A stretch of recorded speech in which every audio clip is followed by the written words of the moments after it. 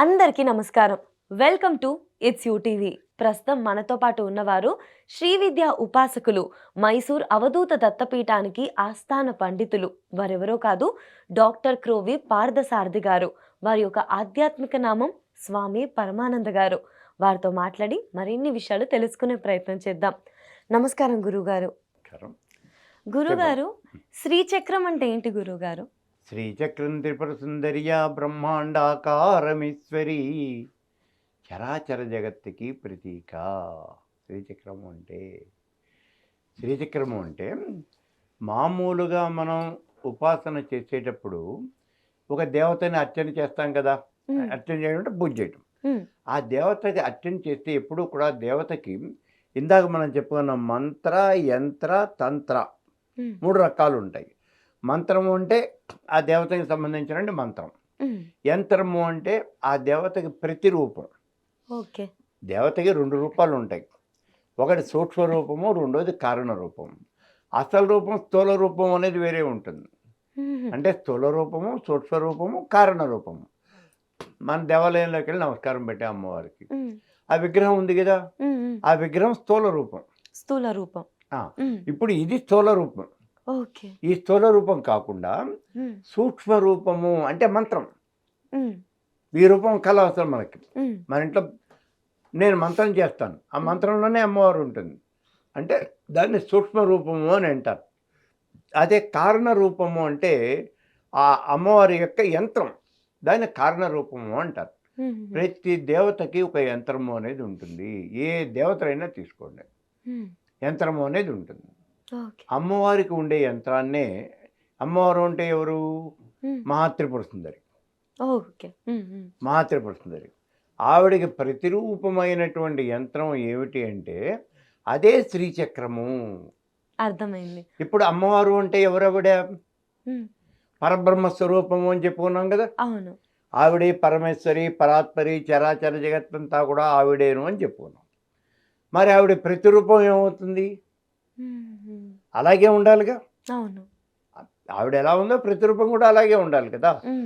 అందుకని ఈ ప్రతిరూపం ఏమవుతుంది?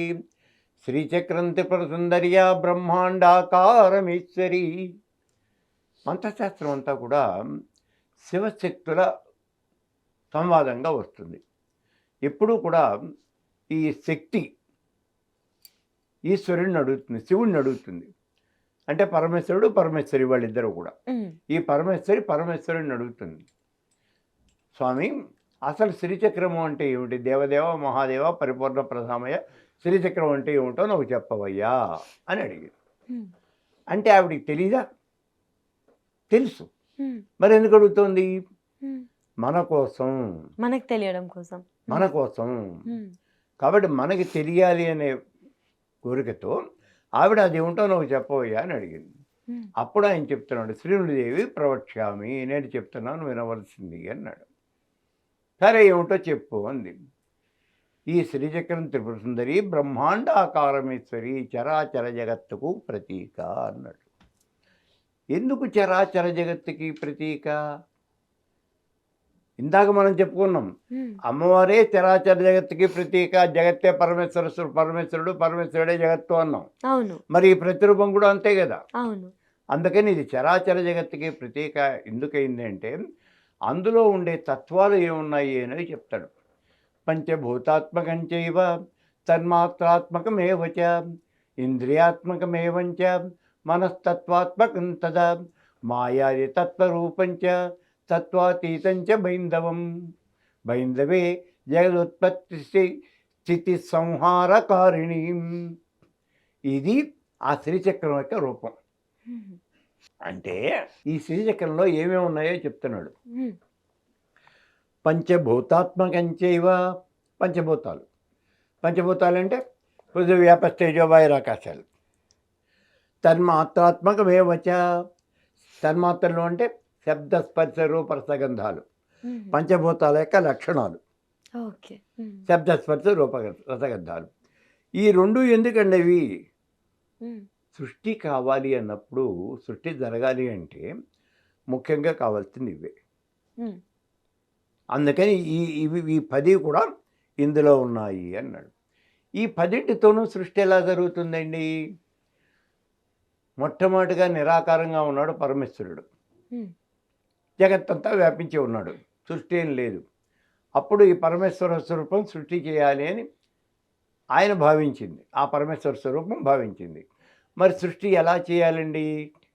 అలా చేయాలి అనుకున్నప్పుడు నేను సృష్టి చేస్తున్నాను. మొట్టమొదటిగా ఆ నిరాకారమైనటువంటి పరబ్రహ్మ స్వరూపంలో నుంచి మాయా హ్మ్. అంటే సత్వగుణము. ఆ సత్వగుణం బయటకొచ్చింది. హ్మ్. దాన్నే మాయ అన్నారు. ఆ సత్వగుణంలో నుంచి రజోగుణం బయటకొచ్చింది. దాన్నే మనం హిరణ్యగర్భుడు అన్నాం. రజోగుణం నుంచి తమోగుణం బయటకొచ్చింది. ఈ తమోగుణం అనేది విరాట్ స్వరూపము. దీని నుంచి ఇందాక మనం చెప్పుకున్నటువంటి తన్మాత్రలు, శబ్ద స్పర్శ రూప రసగంధాలు, పంచభూతాల యొక్క సూక్ష్మ రూపాలు, హ్మ్. సూక్ష్మ రూపాలు అవి వచ్చినాయి. ఓకే. వాటి నుంచి ఈ పంచభూతాలు ఆవిర్భవించినాయి. పృథివీ వ్యాపస్తేజో వాయురాకాశాలు. ఈ పంచభూతాలు ఎలా వచ్చినాయి? అన్నీ ఒక్కసారిగా అట్లా ఊడి పడిపోలా. ఒకదాని తప్పించి ఒకటి, ఒకదాంట్లోంచి ఒకటి అలా వచ్చినాయి. వీటిల్లో పంచభూతాల్లో కూడా మొట్టమొదటగా వచ్చినటువంటిది ఆకాశము.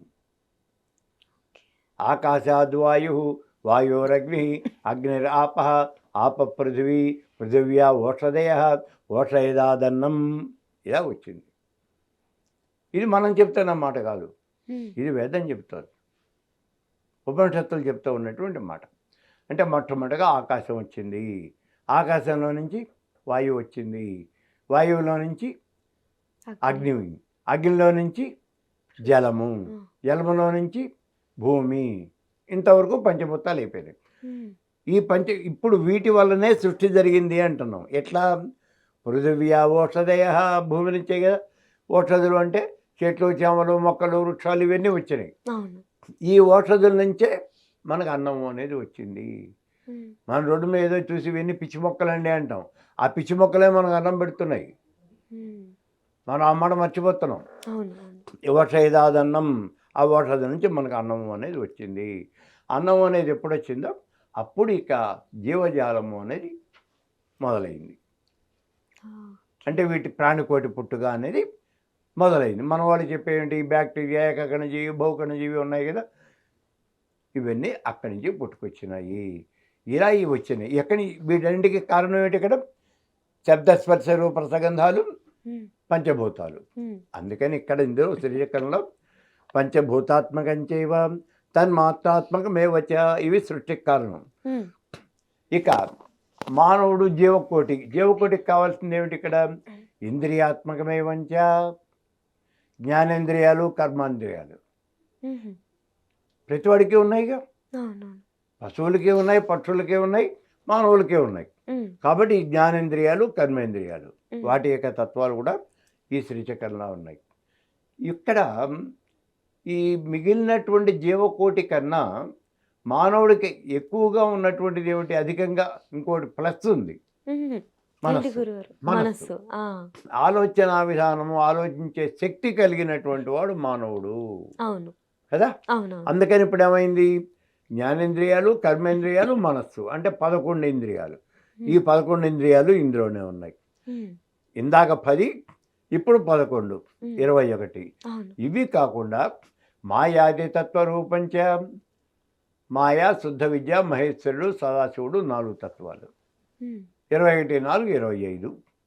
ఈ 25 కాకుండా 26వ తత్వం ఇంకోటి ఉన్నదయ్యా. అదే బిందువు. శ్రీచక్రంలో బిందువు అనేది ఉంటుంది. అదే 9వ ఆవరణ. ఆ బిందువే బైందవే జగదుత్పత్తి స్థితి సంహారకారిణి.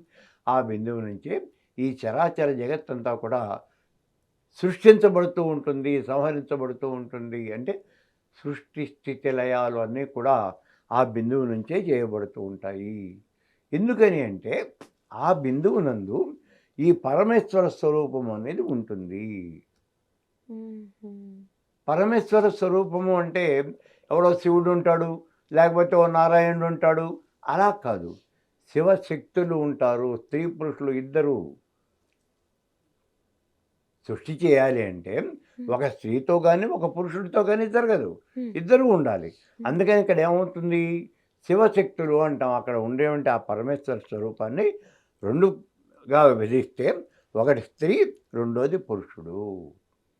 వాళ్ళిద్దరూ కూడా అంటే పరమేశ్వరి పరమేశ్వరుడు ఇద్దరూ కూడా ఆ బిందువునందే ఉంటారు.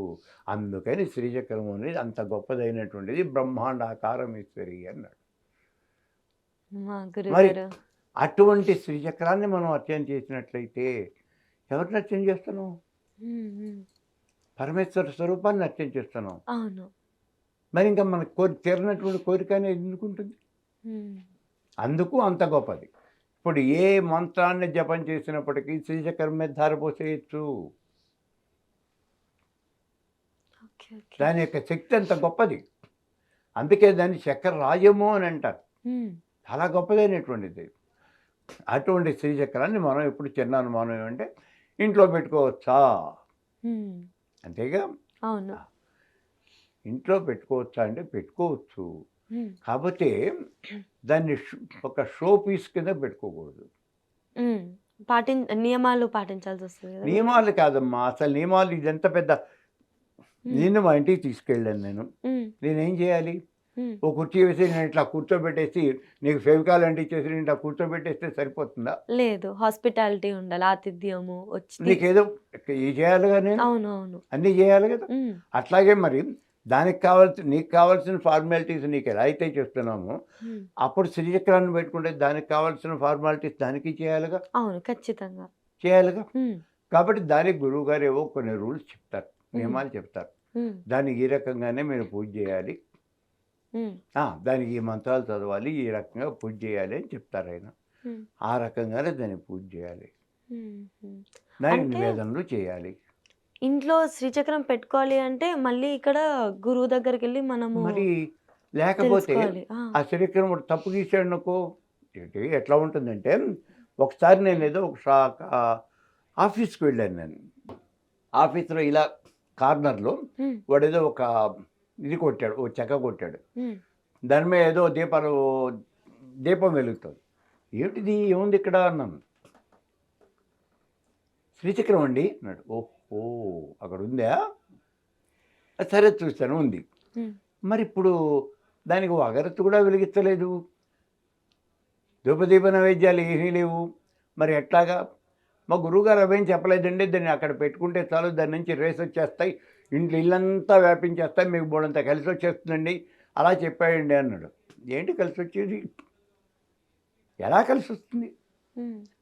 ఇప్పుడు నేను ఇందాక చెప్పా కదా! నేను తీసుకెళ్ళినప్పుడు నీకు కావాల్సినటువంటి అరేంజ్‌మెంట్స్ అనేవి నేను చూడాలి కదా! అవునవును. మరి అట్లాగే దానికి కావాల్సిన అరేంజ్‌మెంట్స్ మనం చూడాలి కదా! హ్మ్. హ్మ్. దాన్ని ఒక షోకేస్‌లో బొమ్మగా నువ్వు తీసుకెళ్ళలా. హ్మ్. అది ఒక శక్తి అని తీసుకెళ్ళావు నువ్వు. అవును. మరి ఆ శక్తిని ఎంత జాగ్రత్తగా ప్రిజర్వ్ చేసుకోవాలి నువ్వు. అవునవును. లేకపోతే దానివల్ల మనకి ఇబ్బందొస్తుంది. ఓకే. అంతే కదా! ఆ! కరెంటు వైర్ ఇంట్లోకి లాక్కున్నాం, కరెంటు వైరు. హ్మ్. దాని మీద ఇన్సులేటింగ్ టేప్ లేదు. వైర్ ఇట్లా బయటికి ముడుతోంది. నువ్వు పోయి పొరపాటున ముట్టుకుంటే అంతే. షాక్ కొడతదింకా. అంతే కదా! అంతే. మరి అటువంటి పరిస్థితి ఏర్పడితే హ్మ్. హ్మ్. అందుకని దాన్ని ఇంట్లో పెట్టుకోవాలంటే కొన్ని నియమాలు, నిష్టలు పాటించాలా. ఒక్క శ్రీచక్రమే కాదు, ఏ యంత్రాన్ని మనం ఇంట్లో పెట్టుకున్నప్పటికీ కూడా నియమాలు, నిష్టలు పాటించి తీరాల్సిందే. హ్మ్. దానికి ఏవైతే ఉన్నాయో అవి పాటించాలి. సహజం కదా! హ్మ్. అవి పాటించాల్సిందే. సో, ఇక నుంచైనా ఎవరైనా తెచ్చుకోవాలి అని అనుకుంటే, లేదా ఆల్రెడీ ఇంట్లో ఉంది అంటే, వెంటనే ఒక గురువు దగ్గరికెళ్ళి, ఈ విధంగా మేము తెచ్చుకోవాలనుకుంటున్నాము. అలా ఆల్రెడీ ఇంట్లో ఉంది.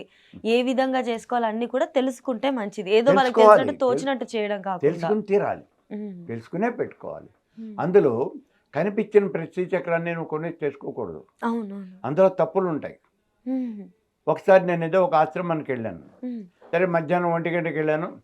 వాళ్ళు భోజనం పెట్టారు. తినేసి ఓ రూమ్ ఇచ్చారు. రూమ్‌లో పడుకున్నాను నేను. హ్మ్. మధ్యాహ్నం 3 గంటలకు లేచి బయటకొచ్చాను.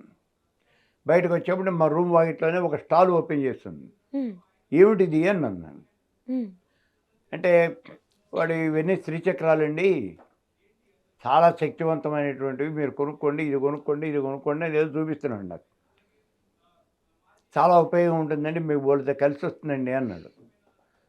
బాగుందయ్యా, అసలు ఏమిటి ఇవాళ స్పెషల్ అన్నాను. ఎందుకు పెట్టారు ఇవన్నీ అంటే, ఇవాళ ఎవరో ఒక పెద్ద ఆయన వస్తున్నట్టండి ఇక్కడికి, ఇవాళ ఒక పెద్ద ఆయన ఎవరో వస్తున్నారట, అందుకని ఇవన్నీ మేము ఓపెన్ చేసాము అన్నారు. చాలా బాగుంది, మరి ఈ శ్రీచక్రాలన్నీ కరెక్ట్గానే ఉన్నాయా అని అడిగాను.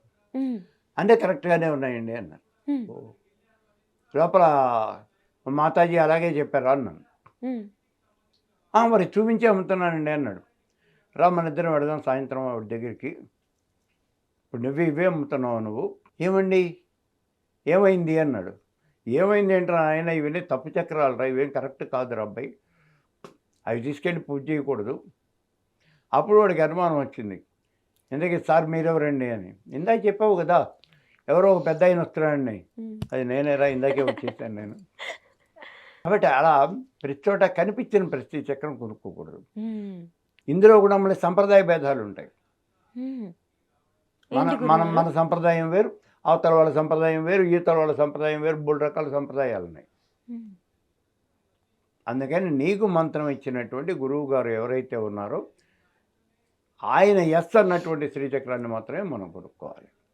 మన సంప్రదాయంలో ఉన్నటువంటి శ్రీచక్రాన్నే మనం కొనుక్కోవాలి. అంటే గురుగారు ఇప్పుడు శ్రీచక్రంలో మనకి రకాలు ఉంటాయా? చాలా రకాలు ఉంటాయి. అది మామూలుగా ఇట్లా రాగిరేఖ మీద గీసేవంటి శ్రీచక్రం ఒకటి ఉంటుంది, దాన్ని భూప్రస్తారం అంటారు. తర్వాత ఇలా బోలించిన గరాటల్లే ఒకటి ఉంటుంది, దాన్ని మేరు ప్రస్తారం అంటారు. ఆ గరాటు కొంచెం తక్కువగా ఉంటుంది, ఇదే హైట్లో ఉంటుంది, దాన్ని కైలాస ప్రస్తారం అంటారు. అందులో ఇది మళ్ళీ అర్ధ మేరు, అర్ధ కైలాసం, 3 రకాలు ఉన్నాయి. శివకామేశ్వరం అంటారు. శివలింగం నెత్తిన శ్రీచక్రం ఉంటుంది, శ్రీచక్రం నెత్తిన శివలింగం ఉంటుంది. రకరకాలుగా ఇప్పుడు వాళ్ళు అమెరికాలో శ్రీచక్రాన్ని కన్స్ట్రక్ట్ చేస్తున్నారు. వాళ్ళు దగ్గర 800 కోట్ల గమలు వాడి దానికి అలాట్మెంట్ బడ్జెట్. ఎన్నేళ్ళు పడుతుందో తెలియదు కానీ అండర్ కన్స్ట్రక్షన్ అది. ఇప్పుడు దాంట్లో శ్రీచక్రం మీద 1 కోటి శివలింగాలు పెడుతున్నారు. 1 కోటి శివలింగాలు పెడుతున్నారు. చుట్టూ పంచలోహాల విగ్రహాలు కొని పెడుతున్నారు. 100 అడుగులు అయితే విగ్రహాలు కూడా పెడుతున్నారు ఆ చుట్టూ. ఇవన్నీ రకరకాలు ఇవన్నీ సంప్రదాయాలేనా అంటే శాస్త్రంలో అన్నీ లేవు, శాస్త్రంలో ఉన్నవి కొన్ని, మరి మిగిలినవన్నీ అంటే మనమేం చెప్పలేమంటే. ఎవరికి సమాధానం చెప్తాం మనం? సో ఇన్ని రకాలు ఉంటాయి కాబట్టి మనం ఏం పెట్టుకోవాలి అనేది ఒక గురువుగారే చెప్పాలి అంతే. ఇంకా గురుగారు అసలు శ్రీచక్రం అంటే ఏంటి అన్న ఒక ఇంట్రెస్ట్తో మిమ్మల్ని నేను అడగడం జరిగింది. కాకపోతే మీరు ఎక్కడి నుంచి మొదలు పెట్టారంటే పరమేశ్వర్ల దగ్గర నుంచి శ్రీచక్రం, మాయ, దాని తర్వాత పంచభూతాలు, దాని మధ్యలో ఇంకా తమో గుణం అని చెప్పేసి అసలు వెరీ క్లియర్గా స్టెప్ బై స్టెప్ ఎక్కడి నుంచి మొదలైందో చెప్పి భూమి మీద మనుషులందరూ కూడా ఎలా వచ్చారు అనేది వెరీ క్లియర్గా చెప్పారు. ఇదంతా కూడా మనం సైన్స్లో చదువుతూ ఉంటాం, ఇది ఆధ్యాత్మిక మాటల్లో క్లియర్గా మన పురాణాల్లో ఎప్పుడో రాసింది ఇదంతా. ఇక్కడ ఒక్క విషయం ఏమంటే 2 మాటలు వాడితే ఇప్పుడు సైన్స్లో చదువుతూ ఉంటాం, ఆధ్యాత్మిక విషయాలు అని. ఆధ్యాత్మికం సైన్స్ 2 సెపరేట్ కాదు, 2 సేమ్, 2 ఒకటే. ఆధ్యాత్మికంలో చెప్పిన ప్రతి విషయము సైన్సే. అయితే నువ్వు ఏదైనా ఒక పాయింట్ పట్టుకొచ్చి దీనికి ఏదో నాకు చెప్పు అని అడిగితే నేను చెప్పలేకపోవచ్చు, ఎందుకంటే ఆ పర్టికులర్ విషయం నాకు తెలియదు అంతే. అంతేగాని ఆధ్యాత్మికంలో చెప్పిన ప్రతి విషయం కూడా సైన్సే. ఆచారాలు అన్ని అంతా సైన్సే. ఇప్పుడు మనం ఫర్ ఎగ్జాంపుల్ ఒక కొన్ని సంవత్సరాల క్రితం చూసుకుంటే కొన్ని ప్రశ్నలకి ఆన్సర్ లేకపోవచ్చు సైన్స్ లో, వాటికి ఇప్పుడు సమాధానాలు వచ్చినాయి. శాస్త్రాలు ఇంకా సంప్రదాయాలు అని చెప్పేసి మన సంప్రదాయాల్లో ఫాలో అయ్యేటి అన్నిటికీ కూడా ఇప్పుడు సైంటిఫిక్ ప్రూఫ్స్ ఉన్నాయి. ఎలా అయితే అప్పుడు వాటికి సమాధానాలు లేవు, ఇప్పుడు కొన్ని ప్రశ్నలకు లేవు, మేబీ భవిష్యత్తులో వాటికి కూడా సమాధానాలు సైన్స్ లో ప్రూవ్ అవ్వచ్చు. నాకు తెలియదు అన్నాను అంతేగాని తెలియనటువంటి వాళ్ళు లేరు అని అంటాం లేదు. తెలిసిన మహానుభావులు చాలా మంది ఉండొచ్చు, అనేక విషయాల మీద వాళ్ళు రీసెర్చ్ చేస్తున్నారు. అవునవును, మరి వాళ్ళు కనిపెట్టచ్చు అంతే. ఇప్పుడు మనకందరికీ ఓ నమ్మకం ఉంది, విమానం ఎవరు కనిపెట్టారు అంటే రైట్ సోదరులు కనిపెట్టారు. రైట్ సోదరులైనా కనిపెట్టింది. రామాయణ కాలంలో విమానం ఉంది, అవును కదా, రావణ బ్రహ్మ విమానంలో తిరిగాడు. మరి అప్పుడు ఎలా వచ్చింది విమానం? మనకి విమాన శాస్త్రం రాసినటువంటి మహానుభావుడు ఉన్నాడు, విమానాలు ఎలా తయారు చేస్తారు అనేది. అయితే మనకేమైందంటే రహస్యము ఎవరికి చెప్పకూడదు, దాచేయాలి అని ఇలాంటి అంటే ఒక పనికిరానిటువంటి భావాలతో దాని విషయాన్ని ఎక్కడికి బయటికి రాకుండా చేశారు వాళ్ళు. దాంతో మనకి విషయం మరుగున పడిపోయింది. ఉదాహరణకు మాయాబజార్ సినిమాలో శశిరేఖ ఇలా చూస్తే మిర్రర్‌లో ఇలా కనిపిస్తది అంటే, అదే ఇప్పుడు ఫేస్ టైమ్, వీడియో కాల్స్ అని మాయాదర్పణం. చెప్పేసి అవుతుంది. ఆ! హ్మ్. హ్మ్. మాయాదర్పణం ఇప్పుడు మన రాడార్‌లో చూడటం లేదు మనం. అవునవును. అంతే. ఇవన్నీ ఉన్నాయి. హ్మ్. అయితే మనం చెప్పుకోవడానికి ఏంటంటే మన వాళ్ళు బయట పెట్టలేదు అవి. అందుకని ఇవాళ అవి ఎప్పుడో మాకున్నాయి అని చెప్పినా కూడా హాస్యాస్పదంగా ఉంటుంది ఇప్పుడు. గురువుగారు శ్రీచక్రం విశిష్టత, గొప్పతనం చాలా చక్కగా తెలియజేశారు. శ్రీచక్రంని ఇంట్లో పెట్టుకున్నప్పుడు దాని యొక్క పూజా విధానం ఏంటో చెప్తారా? పూజా విధానము అంటే దాన్ని సృష్టి పూజ, స్థితి పూజ, సంహార పూజ అని 3 రకాలుగా పూజ చేస్తారు. హ్మ్. అది మంత్రశాస్త్రంలో బాగా ప్రవేశం ఉన్నటువంటి వాళ్ళు మాత్రమే చేస్తారు తప్పించి మిగిలిన వాళ్ళు చేయరు. హ్మ్. మిగిలిన వాళ్ళు ఎవరైనా శ్రీచక్రాన్ని ఇంట్లో పెట్టుకుని నేనేం చేయాలి అంటే, మీరేం చేయక్కల ఖడ్గమాల చదువుతూ శ్రీచక్రం నెత్తిన అక్షతలో 2 పూలో వేసేసి నమస్కారం పెట్టేస్తే సరిపోతుంది. అంతే. చక్రార్చన చేసినటువంటి ఫలితం మీకు వస్తుంది. హ్మ్. ఎందుకనంటే వాళ్ళు కూడా చేసేది ఇదే. హ్మ్. ఖడ్గమాల చదువుతూనే వాళ్ళు కూడా అర్చన చేస్తారు. కాకపోతే వాళ్ళ అర్చన విధానం వేరుగా ఉంటుంది. అవన్నీ మనకి రావు కాబట్టి ఆ ఖడ్గమాల చదువుతూ ఆ పువ్వులు, అక్షతలు వేసేసి నమస్కారం పెట్టేసి, ఆ కొబ్బరికాయ కొట్టేసి మనం అక్కడి నుంచి వెళ్ళిపోవచ్చు. అది సరిపోతుంది. సామాన్య మానవుడికి ఇది తేలికైనటువంటి పని. హ్మ్. ఖడ్గమాల చదివేయటం తేలికైన పని. అవును. ఇక వాళ్ళు ఎవరైనా మేము గట్టిగా చేస్తాము అంటే గురువుగారి దగ్గరికి వెళ్ళండి. ఆయన దగ్గర చక్రార్చన నేర్చుకోండి. హ్మ్. ఇప్పుడు శ్రీచక్రార్చన అతి సులువుగా ఉండటం కోసం నేను రాసిన పుస్తకం కూడా ఉంది మీకు బయట మార్కెట్‌లో. హ్మ్.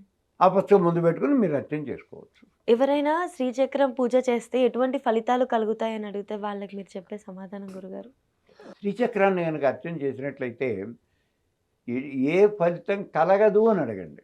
అన్నీ. అన్ని రకాల ఫలితాలు కలుగుతాయి. మీరు ఏం కావాలంటే అవి కలుగుతాయి. హ్మ్. మీరు ఏం కోరుకుంటే అది కదా జరిగేది ఇక్కడ. అవునవును. అయితే ఒక్క మాట ఏమంటే, నేను కోరుకున్నవన్నీ జరుగుతాయా? జరుగుతాయి. హ్మ్. మీ అర్హతను బట్టి జరుగుతాయి. ఆ మాట గుర్తుపెట్టుకోండి. హ్మ్.